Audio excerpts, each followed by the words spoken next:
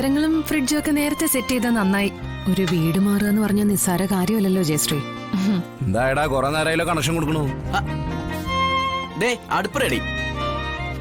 ഇനി എന്തെങ്കിലും വെച്ചുണ്ടാക്കാനുള്ള സാധനങ്ങൾ മാത്രം വാങ്ങിയാ മതി.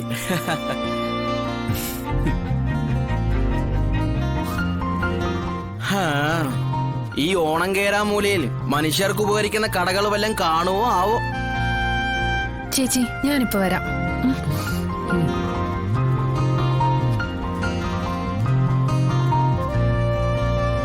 വീട്ടുടമസ്ഥയ്ക്ക് ഞാൻ പറഞ്ഞ അത്ര പിടിച്ചില്ലെന്ന് തോന്നുന്നു. പിടിച്ചില്ലെങ്കിൽ അങ്ങ് പോട്ടെന്ന്. പിന്നെ കുറെ നേരമായി അവളുടെ ജാടം. അതല്ല, കാണാൻ കൊള്ളാവുന്നതാണെങ്കിൽ അതുകൊണ്ടാണെന്ന് വെക്കാം. ഇത് ചുമ്മാ.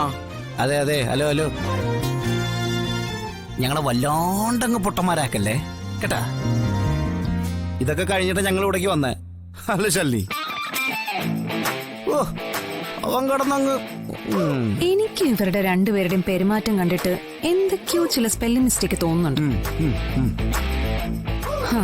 എടാ കമലു. ആ അല്ല കമല. ഞങ്ങളുവേ ഇങ്ങനെ തന്നെയാ പ്രണയിച്ചത്. അവള് നല്ല കുട്ടിയാ. നീയായിട്ട് അവളുടെ ഭാവി കളയാതിരുന്നാ മതി. അല്ല, നിങ്ങൾ രണ്ടുപേരും എന്തൊക്കെയാ പറയുന്നേ? എനിക്ക് മനസ്സിൽ പോലും തോന്നാത്ത കാര്യങ്ങളായി പറയുന്നേ.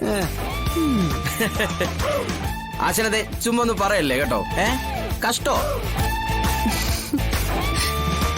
നിങ്ങൾ രണ്ടോളം എന്നെ അങ്ങനെയാണോ കരുതിയിരിക്കുന്നേ? കേട്ടാ ഒറ്റ നാണം കണ്ട.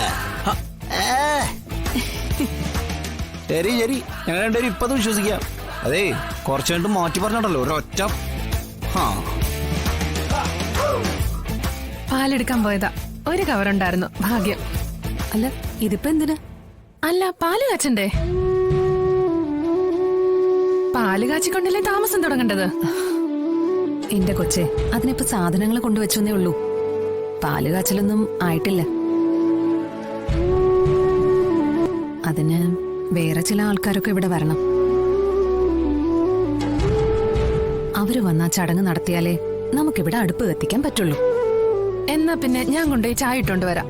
കുടിച്ചിട്ട് എല്ലാരും പോകാവൂ.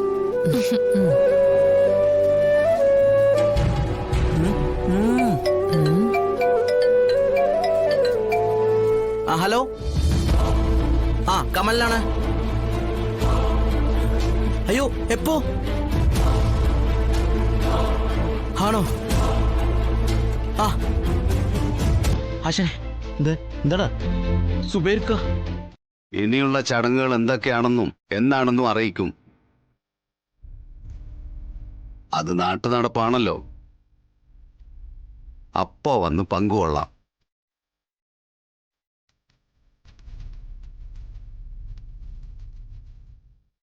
പിന്നെ നിങ്ങൾ താമസിക്കുന്ന വീട് ഇനി ഞങ്ങൾ വാടകയ്ക്ക് കൊടുക്കാൻ ഉദ്ദേശിക്കുന്നില്ല. വേറെ എവിടെയൊക്കെങ്കിലും മാറുന്നതാണ് നല്ലത്. പെട്ടെന്ന് ഇങ്ങനെയൊക്കെ പറഞ്ഞ ഞങ്ങള് ഇനിയിപ്പം ചടങ്ങുകൾക്കും മറ്റുമായി ബന്ധുക്കളൊക്കെ ഇപ്പൊ വരും. അവർക്കൊക്കെ ഒന്ന് വിശ്രമിക്കണമെങ്കിലും താമസിക്കണമെങ്കിലും വേറെ വീട് തിരക്കി പോകാൻ പറ്റില്ലല്ലോ. വീടേ ഇങ്ങനെ വാടകയ്ക്ക് കൊടുക്കുന്ന കാര്യം ഞാൻ അറിഞ്ഞിരുന്നില്ല. അറിഞ്ഞിരുന്നെങ്കിൽ ഞാൻ തരാൻ സമ്മതിക്കില്ലായിരുന്നു. നോക്കട്ടെ. നോക്കിയാ പോരാ, എനിക്കൊഴിഞ്ഞു തരണം.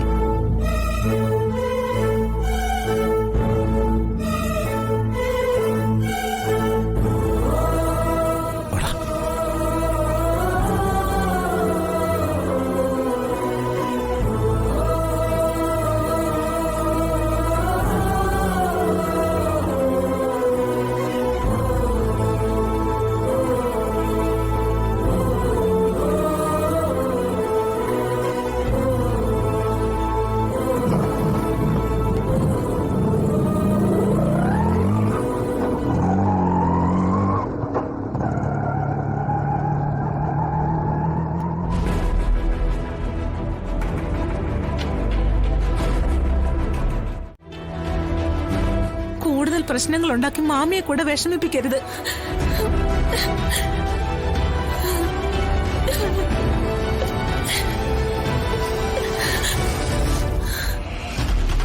ബാപ്പ മരണപ്പെട്ട് മണ്ണായിട്ടില്ല. അപ്പോഴേക്കും നിനക്ക് പുറത്തിറങ്ങി അഴിഞ്ഞാടണം അല്ലേ? ഇറങ്ങിക്കോളാൻ പറഞ്ഞിട്ടുണ്ട് എല്ലാത്തിനോടും ആ വീട്ടിൽ നിന്ന്. വിഷ്ണുവേട്ടന് വാടകയ്ക്ക് വീട് കൊടുത്തത് ബാപ്പച്ചിയാ. ഏത് വിഷ്ണുവേട്ടനടി? ബാപ്പച്ചിയുടെ ലോറിയിലെ ഡ്രൈവറായിരുന്നു വിഷ്ണുവേട്ടൻ. അതുകൊണ്ടാ വീട് വാടകയ്ക്ക് കൊടുത്തത്. ഇപ്പൊ അല്ലല്ലോ. ഇനി എന്തായാലും ബാപ്പച്ചിക്ക് വന്ന് വീട് ഒഴിപ്പിക്കാൻ പറ്റില്ലല്ലോ. അതെന്റെ ബാപ്പച്ചിക്ക് സങ്കടാവും. ആദ്യം ജീവിച്ചിരിക്കുന്നവരുടെ സങ്കടം മാറട്ടെ, അത് കഴിഞ്ഞിട്ട് മതി മരിച്ച് മണ്ണിൽ പോയിട്ടുള്ളവരുടെ സങ്കടം. എന്റെ ഫോൺ നിങ്ങൾ മാറ്റി. എന്നെ സ്നേഹിക്കുന്നവരിൽ നിന്ന് നിങ്ങൾ എന്നെ അകറ്റി. എന്നെ എന്താ ഇവിടെ വീട്ടിൽ തടങ്ങളിൽ ആക്കി വെക്കാൻ പോവാണോ? ശബ്ദം പുറത്ത് കേട്ടു പോകരുത്. പുറത്ത് സ്വന്തക്കാരും ബന്ധുക്കളും നാട്ടുകാരൊക്കെ ഉള്ളതാ. എല്ലാരും കേക്കട്ടെ. എന്റെ ബാപ്പച്ചി നിങ്ങൾ സങ്കടപ്പെടുത്തുന്നത് കണ്ടിട്ടാ മരിച്ചത്. സഹിക്കാൻ പറ്റാതെ ഹൃദയം പൊട്ടിയാ മരിച്ചത്. എനിക്ക് ആകെ ഉണ്ടായിരുന്ന ഒരു ആശ്രയം നിങ്ങൾ ഇല്ലാതാക്കിയത്. ഇനി എനിക്ക് എന്ത് വന്നാലും ഒന്നുമില്ല. വേണ്ടി വന്ന ഞാനിവിടെ കെട്ടിത്തൂങ്ങി ചാവും. മോളെ, എന്താ നിനക്ക് പറ്റിയേ? വയ്യ മാമി, ഇനി എനിക്കിങ്ങനെ സങ്കടം പിടിച്ചടക്കി നിൽക്കാനാവില്ല. എന്റെ ബാപ്പച്ചി രക്ഷപ്പെട്ടതാ. ഈ ദുനിയാവിൽ നിന്ന് തന്നെ രക്ഷപ്പെട്ടതാ.